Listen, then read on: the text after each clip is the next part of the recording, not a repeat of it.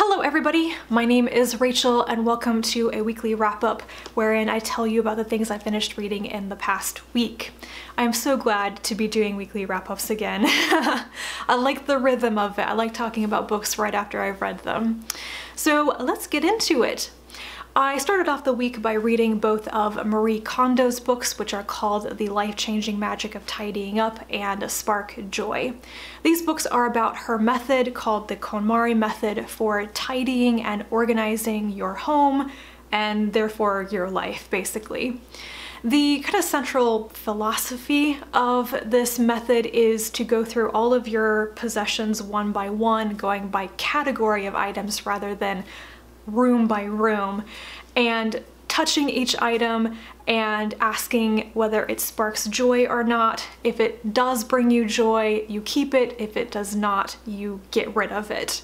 I am not really into books like this, which are kind of self-help, and I'm not really into organizational methods or anything, but I do like being tidy. I do want to avoid clutter. I don't like being crowded by my possessions, and I don't like it when it feels like they don't have places to be put away in and everything can be neat and organized. I guess what I'm saying is that I already saw some of myself and my own thinking in this method and I was attracted to it because of that. But recently, for whatever reason, it came back into my life. I was reminded of it and I thought I would like to actually read Kondo's books for myself. So I did. I actually read Spark Joy first, even though it's the follow-up to The Life-Changing Magic of Tidying Up. I listened to it on audiobook and I really enjoyed it that way. It was kind of sweet, I guess, but very inspirational, and I enjoyed listening to it while I went to go through all of my clothes and stuff. And then I circled back around to read The Life-Changing Magic on ebook, and I didn't like it as much, probably because I was already familiar with a lot of the stuff in it because it's just the KonMari method, but also I found it to be rather internally repetitive, and I wasn't quite sure why, because the book is already so short you could read it in one sitting if you wanted to, so I thought that was a bit odd. I had a couple of aha moments while reading the books too, realizing my true feelings about some things in my home, and I've been avoiding doing one of the categories, which is sentimental items. I never even thought about this before, but while listening to Spark Joy, it hit me like I have so many more things that fit in that sentimental items category than I thought I did, and they're like the one thing that I have been avoiding going through and dealing with for years, even though I go through other parts of my house a lot. So I'm not going to KonMari my entire home, but I will probably go through a couple of the categories and just finally get done with some of those things. Moving on from tidying, the next thing I read was this rather odd but interesting book called Malacqua by Nicola Pugliese. The subtitle of this is 4 Days of Rain in the City of Naples, Waiting for the Occurrence of an Extraordinary Event. I had to read this book because, one, I found the cover to be really interesting, but also the history of the book is rather intriguing. It was published in Italy in the 1970s, and then after becoming like a cult hit, the author suppressed it by saying he didn't want it to be reprinted until after his death. He died in 2012, I think, and it's been reprinted, and this is the first English translation, which is by Shaun Whiteside. I thought, well, I kind of want to read that. I wonder what is in it. So it's really quite simple. There are 4 days of torrential rain in Naples, and buildings collapse, sinkholes open in the streets. It feels like the city is crumbling, and then strange things start happening. Voices come from a building like it's haunted. These kind of creepy abandoned dolls are discovered, one of which screams when you point light at it. These coins start singing to children, and everyone has this foreboding sense that an extraordinary thing is going to happen. Will it stop raining? What will happen when it stops raining? I don't know. It reminded me somewhat of reading Death with Interruptions by Jose Saramago, because Saramago's style is a lot of like run-on sentences, very little punctuation, no quotation marks for dialogue or anything, and that's kind of similar to this. But also kind of like stream of consciousness in the way that it effortlessly switches quickly between the past, the present, and the future, and from one mind to the next of these people who live in Naples and how they're experiencing these days of rain. What are they expecting and anticipating and such? I don't get the point of it though. I don't understand quite what it's getting at, what it's going towards. It's really a lot of waiting and people anticipating something that they can't quite explain, they can't quite conceive of yet. I don't know, maybe it's meant to be about waiting and the sense that the world is falling apart when the weather is bad and doesn't seem like it's ever gonna get better.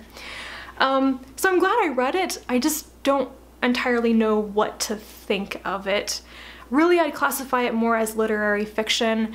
It did have some aspects of horror, of creepiness to it, and a little bit of that magical realism, but on the whole, I wouldn't really say it's genre fiction. So it's an odd one. What else to say? Next, I listened to the audiobook of Genius, The Life and Science of Richard Feynman by James Gleick. This is a biography of Richard Feynman, who was one of the most famous, influential physicists of the 20th century. A lot of people know his name because he worked at Los Alamos on the Manhattan Project during World War II. He won a Nobel Prize in the 1960s, and he had a personality and a legend that people remember that makes him very memorable and quite a character in physics during the 20th century. I was familiar with that legend of Feynman. He's mentioned all the time in the books I read on science and physics and about other physicists that he worked at the same time as. So I don't know, I just suddenly thought I want to read a biography of Feynman, and it was really interesting. I thought this was a really great biography. I don't have much to compare it to, but I enjoyed it and I learned a lot about Feynman. A lot about his personal life that I had no idea about, his personality and some of his quirks, but also about his work, because pretty much the only thing I could have told you about before was that he worked at Los Alamos and then he was really famous afterwards. But Feynman lived through and worked through some major points in the history of physics in the 20th century, and he contributed to all of the stages of it. So this biography does a fantastic job at contextualizing Feynman's personal life and his work with all the other stuff going on in the world, with other physicists, those that he worked with at universities, that he was friends with and collaborated with, but also other things going on. And I just suddenly understood like the trajectory of his life better. I've read a lot about the history of physics and the more momentous discoveries in it, so I was familiar with the history, just not quite where Feynman himself fit into that history. And this was really great for explaining that. Gleick even gets into some of the details of physics that started to go over my head, some of the very thorny problems that physicists and scientists were beating their head against at the time, which I don't completely understand either, but I probably didn't grasp those things as well as I would have if I was reading this in print. If I'd been reading a print version, I would have gone over those things multiple times until I kind of understood it better, but instead it was relatively easy to let it flow past me while listening to it on audiobook. But yeah, overall, Feynman was such an interesting person. I like him, and there are some aspects of his life that I'm not super fond of either. Like, he was so promiscuous, guys. He slept around. He viewed basically seduction as an art that he wanted to be good at. And I don't know. I don't think he was actually disrespectful of women. The book actually talks about some of the controversies where his comments about women and dating or whatever backfired on him a little bit, but I never got the sense that he was mean to women or anything. It's just he was a bit of a womanizer. So really fascinating, and I would recommend this if you're interested in knowing more about Feynman or just a kind of a deep dive into the life of a physicist during the 20th century, because it's a lot of really interesting stuff at the time. To wrap my week up, I finished my reread of The Dark is Rising sequence by Susan Cooper with the final two books, which are called The Grey King and Silver on the Tree. I think I need to do a separate video about the entire series, so I will do that eventually, and I'll just have some brief thoughts here about the final two books. I loved rereading The Grey King. This is definitely my second favorite in the series, competing with the second book, The Dark is Rising, for top spot. I liked this book when I was a kid, but I appreciated the characters of Will and Braun, especially Braun, who is conflicted and conflicting and prickly, with such an important role to play in the story. I think I appreciated that a lot more now that I'm an adult and I can see what's happening with this character a lot better. Silver on the Tree is the climax, it's the end, and I can't say too much without spoilers, but the emotion of this didn't really hit me until the final couple of pages, when it was such a bittersweet end, and I loved it that way. I wouldn't change anything about the end, even though it left me feeling rather melancholy when I was a kid, and it left me feeling rather melancholy as an adult as well. So hopefully I will get my act together and I will do a whole video on all 5 books and more complete thoughts about them relatively soon. And that was my week of reading. Lots of really good stuff there.